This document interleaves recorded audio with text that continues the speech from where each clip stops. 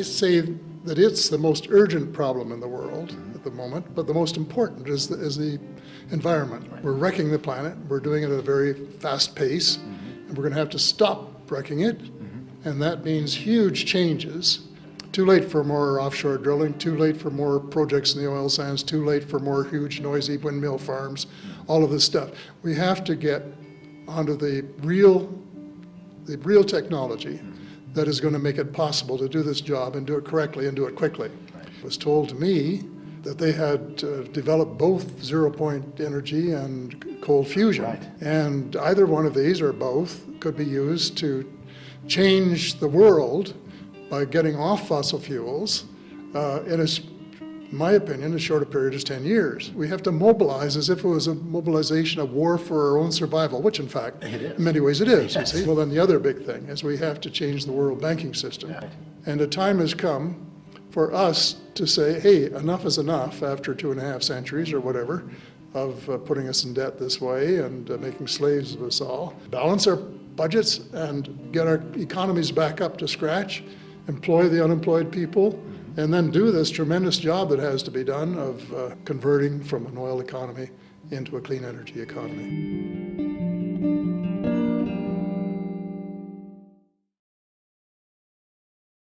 Hello, Apollo here with the Honorable Paul Hellyer. Beginning in 1963, Mr. Hellyer served as the Minister of National Defense for Canada. Paul has been outspoken on the U.S. government's withholding of UFO information, and as well as its aggressive stance on the extraterrestrial presence. He is the author of Light at the End of the Tunnel. We're happy to have you here, sir. It's an honor, Mr. Paul Hellyer. It's a pleasure to be here. Thank you very much. Let's jump right in. For those who may not be as familiar with you, sir, how would you summarize your work in the UFO field? On the UFOs? Yeah, well, environment and what you're doing now. Well, it's as far as the UFOs are concerned, I'm not a ufologist. And I don't claim to be. Right. So in my book, Light at the End of the Tunnel, I only have one chapter on ufology. Okay. It's titled We Are Not Alone in the Cosmos. And I put it in there largely as a primer for the whole world of skeptics who might read my book because it has a different title and it's about different things, and perhaps get enough interested, then they would then carry on and learn more about the extraterrestrial people and what they have done and are doing. And that's not my specialty. My specialty is really finance, international banking, and so that is my number one interest. And I say that it's the most urgent problem in the world at the moment, but the most important is the environment. Right. We're wrecking the planet. We're doing it at a very fast pace, and we're going to have to stop wrecking it. And that means huge changes, both as far as the financial system is concerned, and as far as the disclosure of exotic fuels that might have resulted from the back engineering of the extraterrestrial people's technology for all 60 years now. Right. And that these things all fit together. So we have to get change, big change there, and then of course big change with us humans too, and stop killing each other for various minor reasons, including religion, and start working together to try and build the kind of world that we all want to see. Yeah. Now you, in that one chapter, and I know that you're one of your tie-ins with the UFO field is that the technology that that could help us with the environment that it's purported the extraterrestrials might possess, and could you comment on that? Yeah, I think that they, working together with U.S. scientists, have come up with exotic fuels. It was told to me years ago, probably a decade ago, that they had developed both zero-point energy and cold fusion. Right. And either one of these or both could be used to change the world by getting off fossil fuels in my opinion, as short a period as 10 years. And I have set 10 years as the deadline. I know some scientists who think we've gone past the Rubicon. And I said, well, even if that's true, and I hope it isn't, let's say that we've got 10 years to do something, but we've got to start right away. Right. And we have to mobilize as if it was a mobilization of war for our own survival, which in fact, in many ways it is, you see. So that's exactly the mode that we've got to be in, is get off our chairs and do something and do it now. And of course, there are some real problems involved. And one of them is the misinformation being put forward by the oil industry, which has lulled a lot of people into thinking that we've got 30 years or 40 years or 50 years, and they're still drilling for oil in the Gulf of Mexico, and they're still making new projects in the oil sands in Canada. And I'm saying, too late for all that. Too late for more offshore drilling, too late for more projects in the oil sands, too late for more huge, noisy windmill farms, all of this stuff. We have to get onto the real technology that is going to make it possible to do this job and do it correctly and do it quickly. Right. So that is the big thing. Well, then the other big thing is we have to change the world banking system. Absolutely. And stop letting a few private individuals create all the money as debt, which puts us all so far in debt that we can't afford to do anything, and cut back all over the place, and just to raise enough money to pay the interest on the debt we already have.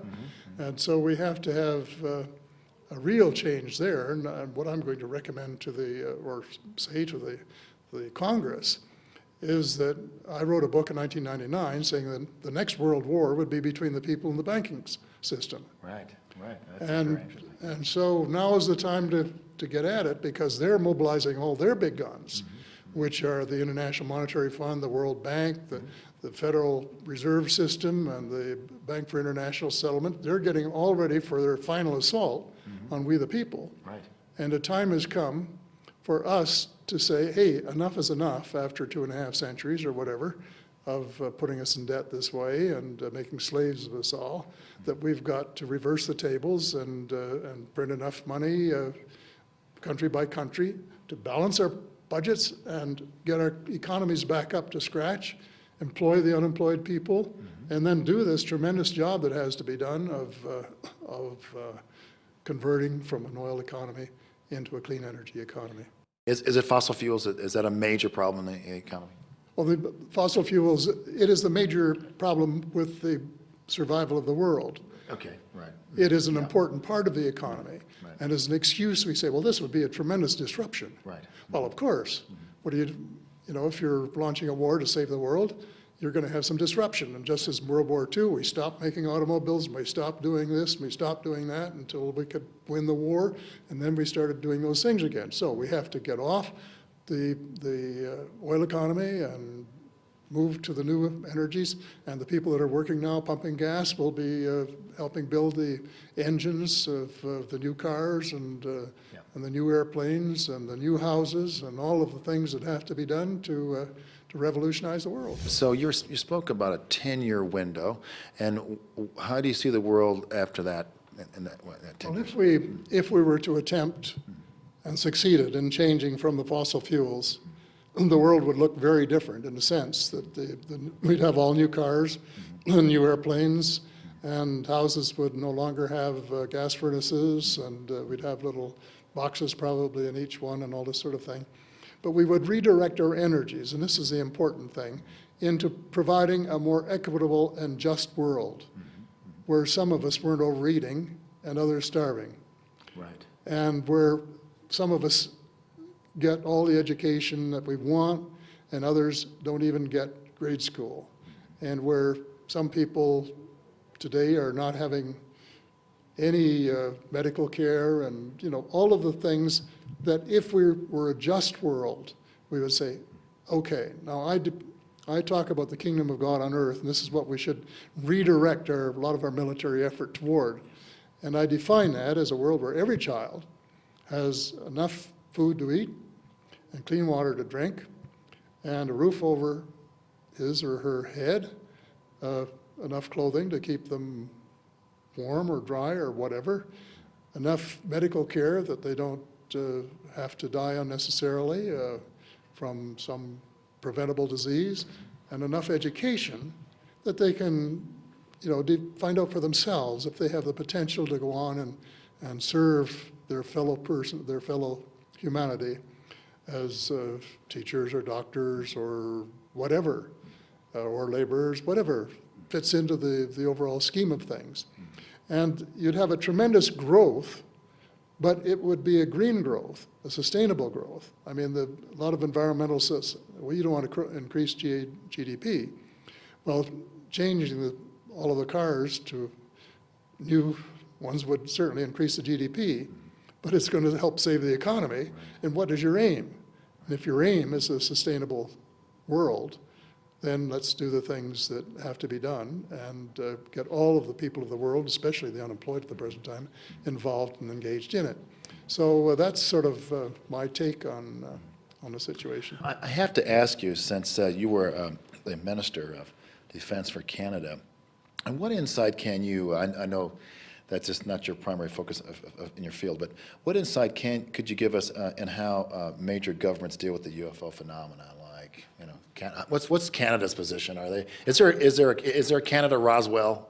I wanted to ask you that. Is there Canada? If there is a Canada position, I'd like to know what it is too.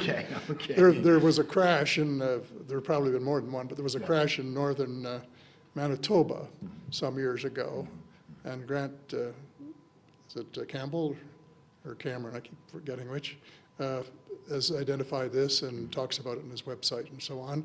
And I guess one of the things that upset Canadians is that the Americans rushed across the border to seize it. What? Oh, yeah. And had armed guards all around, and as Canadian, even the people from the Department of Transport, which I used to head, wanted to investigate. They said, oh, no way you're going to get close to this machine.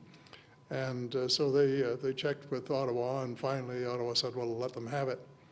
But So is there any openness is there any openness at all, or would you compare it to be better than the United States? Because the United States, like Mexico, is very open about it, and other countries around the world. I'm just wondering if Canada has any, would you compare them, or I don't think it can compare them. Really? No, I don't. Yeah, okay. I don't even know how much information we have, if any. Okay. I don't think we're very much in the loop anymore. I think we probably were in the loop more in the 1950s. Oh, okay.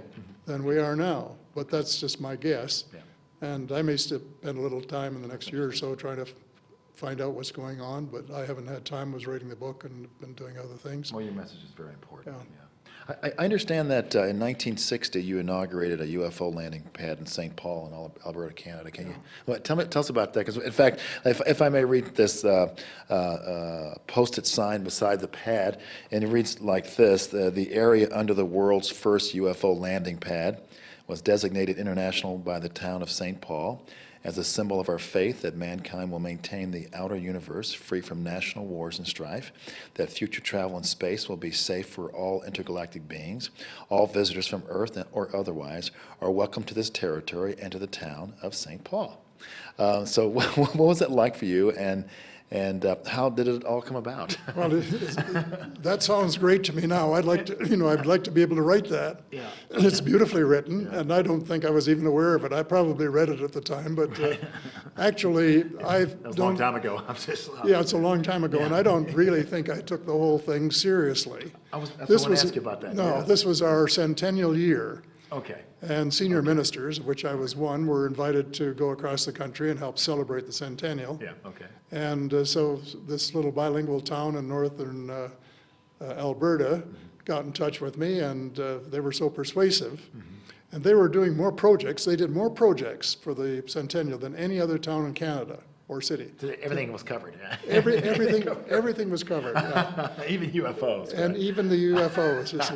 So I said, sure, well, why don't I go out there? So I got on an airplane and flew out and participated in their ceremony. Had a wonderful day with them. They're just wonderful people. Just sound like that was something they would write. Yeah, that's something they would write.